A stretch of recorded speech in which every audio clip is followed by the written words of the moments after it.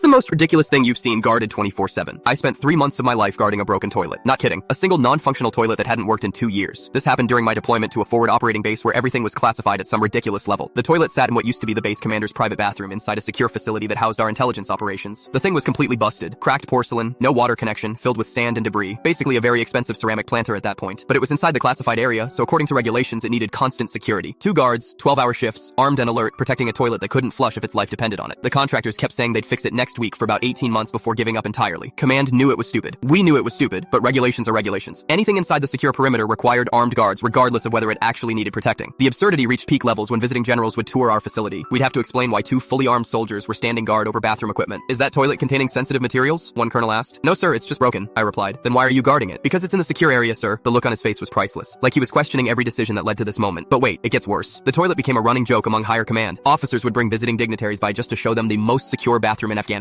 One 3-star general spent 20 minutes staring at our toilet, shaking his head. In my 30 years of service, this is the most militarily ridiculous thing I've ever witnessed. We started keeping a logbook of everyone who came to see the famous toilet. Senators, foreign military officials, defense contractors, everyone wanted to witness the absurdity firsthand. The toilet even got its own nickname among the troops. We called it Ceramic 6 and treated it like a VIP. Soldiers would salute it when walking by just to mess with the guards. Security briefings became surreal. All posts report in, Tower 1 all clear, Gate 2 all clear, Ceramic 6, toilet secure, no movement detected. The breaking point came when a journalist embedded with our unit wanted to write a story about it. Public affairs shut that down immediately. We're not letting the American public know we're spending taxpayer money guarding broken toilets. Finally, after 3 months of this madness, someone high enough up the chain decided to just remove the toilet entirely. Took 5 minutes with a sledgehammer, problem solved. But here's the kicker. Removing the toilet required a full environmental impact assessment because it was technically altering the structure of a classified facility. That paperwork took longer than the actual demolition. The whole experience taught me everything wrong with military bureaucracy. We had soldiers getting shot at on patrol and we were dedicating manpower to protect bathroom fixtures. My squad leader put it best. We're fighting a war and we're losing to a toilet. The space where the toilet used to sit became a storage closet. No longer classified, no longer guarded, just an empty room where common sense finally prevailed over regulations. Years later, whenever someone complains about government waste, I tell them about Ceramic 6. Nothing illustrates bureaucratic insanity quite like armed guards protecting a broken toilet in a combat zone. The toilet might be gone, but the legend lives on. New soldiers still hear the story during orientation. It's become part of base folklore, a cautionary tale about what happens when regulations become more important than reality.